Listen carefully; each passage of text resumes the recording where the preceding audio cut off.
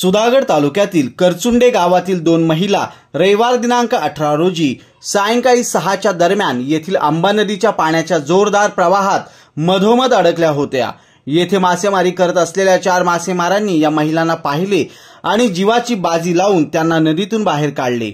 याबाबत सविस्तर माहिती अशी की लता शरद पानसरे व श्वेता शेखर पानसरे या दोन महिला परळी येथील आपली दुकाने बंद करून मधल्या रस्त्याने आंबा नदीच्या पात्रातून करचुंडे येथे आपल्या घरी निघाल्या होत्या।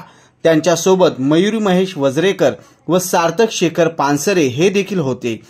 येथील आंबा नदीचे पाणी कमी असल्याने हे 4ही जण नदीतून पलीकडे जाण्यासाठी निघाले, मात्र अचानक नदीचे पाणी वाढले।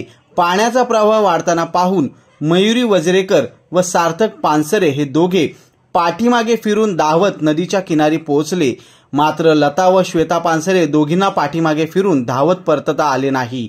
परिणामी या दोन्ही महिला मध्येच अडकून पडल्या। पाण्याच्या जोरदार प्रवाहात या महिला एकमेकींना धरून उभ्या होत्या। अशा वेळी येथे मासेमारी करत असलेले प्रमोद म्हस्कर, शिवा म्हस्कर, तुकाराम म्हस्कर व रवींद्र म्हस्कर यांनी क्षणाचाही विलंब न करता ताबडतोब या महिलांना वाचवण्याचा निर्णय घेतला आणि टायर ट्यूबमध्ये बसून दोर लावून या दोन महिलांना या 4 मासेमारांनी जीवाची बाजी लावून सुखरूप नदी किनारी आणले। यावेळी स्थानिक रहिवाशांनी देखील दोर लावून यांना मदतीचा हात दिला। आजूबाजूच्या लोकांनी मोठी गर्दी केली होती। या मासेमारांचा परळी ग्रामस्थांनी रात्री भव्य सत्कार केला। नदीतून त्या महिला वाहून गेल्या असत्या, परंतु मासेमारी करणारे आमचे मित्र प्रमोद म्हस्कर त्यांच्या कुटुंबियांनी धाडस करून त्यांना वाचवले। मोठी दुर्घटना टळली। नदीला पाणी अचानक वाढले। वरील धरणातून नदीला पाणी सर सोडले असेल तर अशा अधिकाऱ्यांवर कारवाई व्हायला हवी।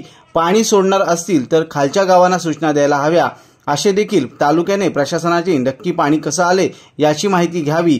संदेश लोंढे, ग्रुप ग्रामपंचायत सदस्य वराड जांभूपाडा यांनी याबाबत ही माहिती दिली।